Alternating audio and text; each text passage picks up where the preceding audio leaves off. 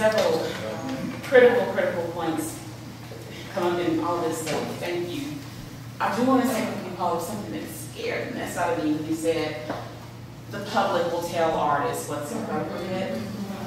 That scares me because if I'm looking for a focus group to kind of tell me what I can and cannot write, that's an issue. However, I think what you're getting at and what I take to my writing table is I must deal with all of my subject matter responsibly and thoroughly as a poet. And that's going to mean different things to different people. As artists, I think we have to have a very clear aesthetic. Not so much when I'm making something, that process is extremely messy, but when I put something out, I do feel the responsibility to think about, have I put the context that I truly wanted to put in this work? And it's important for me to surround myself with very serious thinking critics and people like TJ and other friends and colleagues who I send poems to, and I ask, what do you see in this? Not for permission so much, because I need a critical eye on my work, and that grows me as an artist. And in general, that's part of what I think is sometimes lacking in Nashville. I think, like you said, the bobblehead syndrome is good. It's good. I like it. Yeah. And you know, when do we have the real conversations that art is supposed to bring up? I think it's kind of sad, but I think we're turning this right now into a very positive thing, that this conversation really didn't come out because of the content of the art and engaged viewers asking these questions.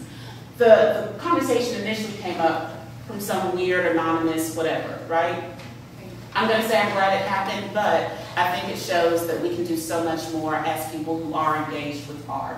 Let the work guide the questions, not some other weird agendas. Yeah. You know? I think it's extremely important for artists to feel ultimate freedom when you're creating. Yes, I do too. And attacking or trying to villainize any kind of artist is so misguided, because art is our single most powerful tool in effective change. I also think that there's nothing, I will credit every artist to do exactly what I do when I sit down in the middle of the night with a glass of wine, writing whatever I'm going to write, is I am honestly trying to communicate with my audience. I don't know who my audience is, but I'm honestly trying to communicate. And I feel lazy if I feel like I haven't earnestly communicated what I need to communicate to them. And I will credit all artists that's trying to do that. There's some artists I'm like, yeah, no, stop. Like, I can go over this, we'll have drinks later and talk about it. But I think that is the purpose of art, is not something that one keeps under a bushel. It's not a quiet thing, it is a conversation. And it's meant to spark a conversation. Yes, there's some things that are absolutely offensive, that are meant to be offensive. And as an artist, I understand that. And it should engage the viewer. But yeah, I think that, yeah, that somehow something happens. I have very deep thoughts when I write things, and I feel like they're like a swing and a miss. And I'm like, I wasn't good enough at that. And that can happen. It happens. I write that all the time. So it's, yeah. Now the question of what artist is allowed to use what symbols and Yeah, what words. No one can. That's not a question. No All artists are allowed to use anything they want, anytime. We've had it. But as image makers, we need to be aware that those images, those symbols are incredibly powerful. And I think part of what we're missing out on is we're so focused on our own individual rights. We're not thinking about loving our neighbor. And it goes back to like you deciding not to wear perfume because it upsets coworkers. I need to be aware that these symbols are so powerful that maybe we are loving our neighbor, loving our community by choosing, other symbols. Well, or maybe we can actually, and I think this is really what it comes down to. We can learn to contextualize it in a way that we're conveying exactly what we want to say, how we want to say it. And maybe we miss sometimes, and maybe that wasn't what it was. I mean, maybe it was more subtle than she meant to make it. I think second guessing the process. I mean, it's entirely on the floor whether or not she connected with you or not. To say that she can't use it, that I don't think there's a can't. I mean, I wrote an entire book about Theodore Bilbo being in love with my grandmother. I can do all kinds of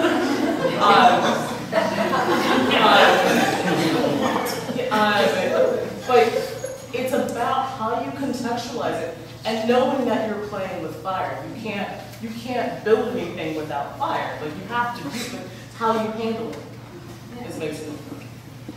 There was an interesting question about a certain work being in a restaurant versus another place and a space where you expect contemplation and you have a time, and even the visual space. A lot of times people will attack museums and say they're archaic, they're boring, they're whatever, whatever. But there's something very important, I think, about a work having the space for contemplation.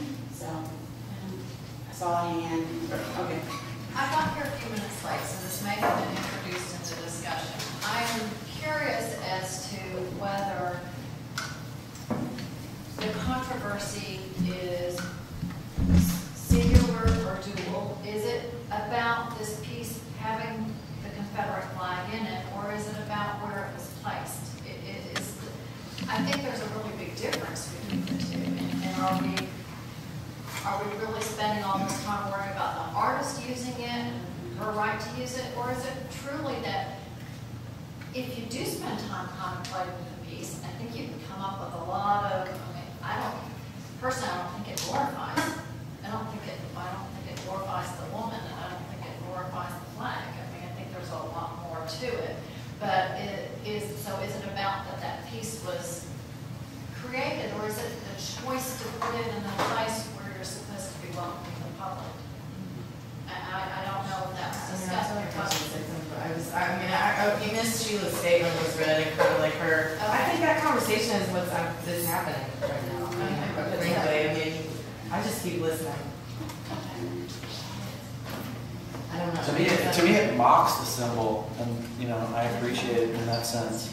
I think that's kind of the.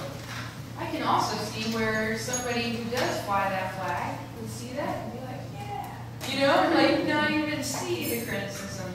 And that's a good point that it's so subtle. And that's where, that it's not appropriate in that venue, because I think both sides could get a completely different message, and it saddens me that for the last year, thousands of people walked past it, and this conversation And no one said anything. never happened. Yeah. Or maybe they did, we just didn't hear it, Clinton.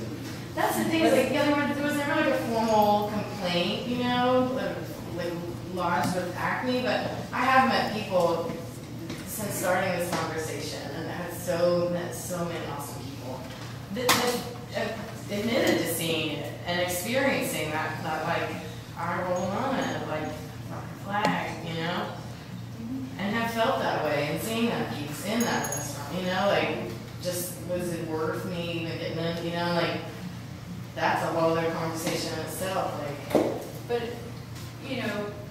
you're right. It is the white people's problem to, like, speak up and ask these questions. And get be it. much more proactive and active and cognizant of the race problem in our country. And that passing it in the stairwell for a year is Kind of We've had a hand raised for quite a while here. I don't want to step on Stacy's parade up there. But we wouldn't be having this conversation at all if it weren't for an anonymous political vendetta aimed against a mayoral candidate. Okay? And I still wish that we started this conversation. Yeah, that poisoned you well. I think there's stuff to talk about. Right. But this started out as a poisonous vendetta against people. That's how it started. Yeah, and whatever starts the fire, the flame is there. Yeah. And, and they need it to be. That's the person. It's on the come for it. It's on the come for discussion. Sure. I saw a hand. Yes. You talk about how important these symbols are, how much of an impact and all that they represent, and in some cases it's hate.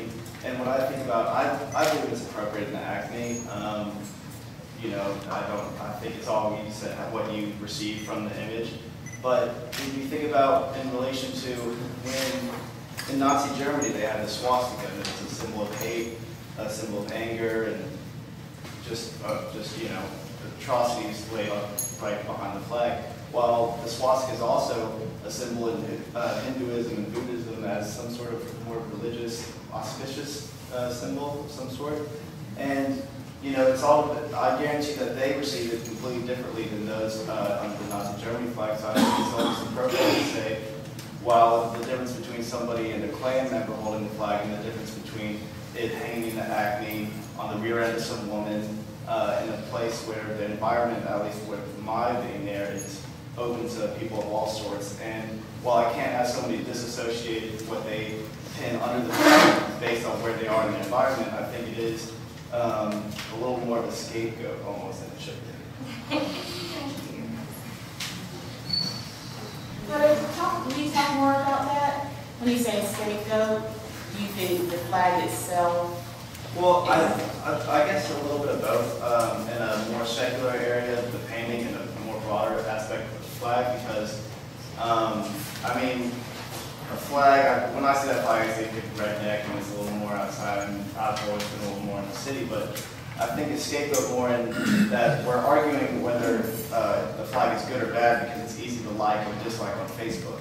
Then the issue really should be, you know, how you feel about people around you and people of different cultures rather than, and what it is that brought about this problem with this kid shooting than it is about whether the flag means this or that, because it means different things to everybody. So how do we come to some sort of conclusion where we're all acknowledge and we're all feel confident that we have made the right move? I don't understand what up for a small release. My reaction to that is that this whole conversation is about white privilege, and the way that you're speaking right now is coming from a place of white privilege. And I think the place where Sheila's painting came from was a place of white privilege, and I say that as Sheila's friend. I love her. I've known her for 20 years. I grew up with her. But I've spoken with her about this painting. We need to talk about white privilege. And all of our relationships are complex, but I have white privilege. But I'm here to talk about my disgust for the Confederate flag, the Civil War, slavery, police brutality. I mean, all of it. And I think you can say that, and other white people in this room can say, oh, the Confederate flag is appropriate here or there, because you're coming from a place of white privilege, and that's our problem right here. I had a lot more to say, more articulate, but I'm really frustrated by white privilege right now. Thank you for sharing. We have a lot of comments, but we've opened something. I just want to bring up a little bit of I know you've been hearing a lot of the heritage, not hate argument, which I struggle with this really, really hard. My great-great-granddaddy fought for the Confederate Army in Texas. They were not rich, they weren't landowners, they didn't know any people. And I was always brought up to be proud of that. It's been hard for me to reconcile being proud of my great-great-grandfather with what the war was about. I've really struggled. I understand. There's several comments. We just say very quickly, I think we oversimplify people and ourselves when we think of things in terms of good and bad, racist or not racist. That's a horrible misappropriation of ideas. Racism and being racist is not a 24-hour, 7-day-a-week state of being for most people. I think there are people who commit racist acts, or people who are apathetic and allow racism to grow in their presence. When we say to someone, you are racist, or we deem something, this was completely racist, I think we leave a space that's really hard for anyone to see themselves in. When in reality, when an act or presence of something adds to the systemic racism, a power structure that allows all this to continue, that is a racist act. I can't condemn a person and say they are a complete racist. I mean, there are plenty of people who would say that I'm a nice person. Well, I can tell you there are plenty of things that I've done that are quite not nice. That doesn't make me completely a not nice person, but it means that I've done some things that were not nice and I've added to the negativity in the world. And I think it's really hard for people to see themselves as part of the issue because they think it's a completely covering blanket. I also think we also, when we're talking about our heritage, we have things that have happened in our name without our permission. And it does not mean that your grandfather was not a wonderful person. Things that have happened without our, and we've let it happen without our permission. And I say our, not just, not the, like how America has happened and our permission. There are plenty of things that America has done without my permission, and there are plenty of things that people have done under the auspices of a better flag without your permission. It doesn't make it as a good or bad thing. It means because you have to contextualize the history of which that particular symbol was created, and then really deal with that in a thoughtful way. But it doesn't demonize individuals who died. There are plenty of good people on both sides died. Plenty of good people who want me to be a slave died on both sides of that war. It was not about me being free. So it's not about me at all. So we can't pull that into it, I don't think, because we're minimizing, we're both making it larger and smaller than who we're families. As a comment here in the center. Can I speak to that really quickly? There's a Robert Hicks quote that I have been forcing everyone I know to read, and I had the pleasure of speaking with him a little bit. He really wanted to be here tonight, but he had to be up in Montreal. But I'm just going to read this section of a quote from him. I have friends who sincerely want to separate the battle flag from racism and hatred and all the rest that it has come to represent to so many over the last 150 years. I understand you are sincere, but as Shelby Foote once told me, it can't be done. We allowed men of ill will to wave it and were silent, and we lost it to them. We had a chance to speak up and rip it from their hands, and we did not. This last week in Charleston, Mr. Foote was proven right again. For those who don't see the banner as a symbol of hate but of heritage, I think I have to stand with Father Joseph Abram Ryan, the poet-priest of the Confederacy, when he wrote, "Furl that banner, softly, slowly. Treat it gently, it is holy, for it droops above the dead. Touch it not, unfold it never, let it droop there, furled forever." And so, for those of you who sincerely want the flag to represent your heritage and not hatred, it's time, follow the advice of Father Ryan, Father whatever, and unfold it never. Unfold it never. That gave me chills the first time I read it, and I think it's important. I don't know if that is helpful. I don't want the flag thing. No, I know. It's not the individual. Yes. Just as a minor point, the swastika of India has the Owens University of the World.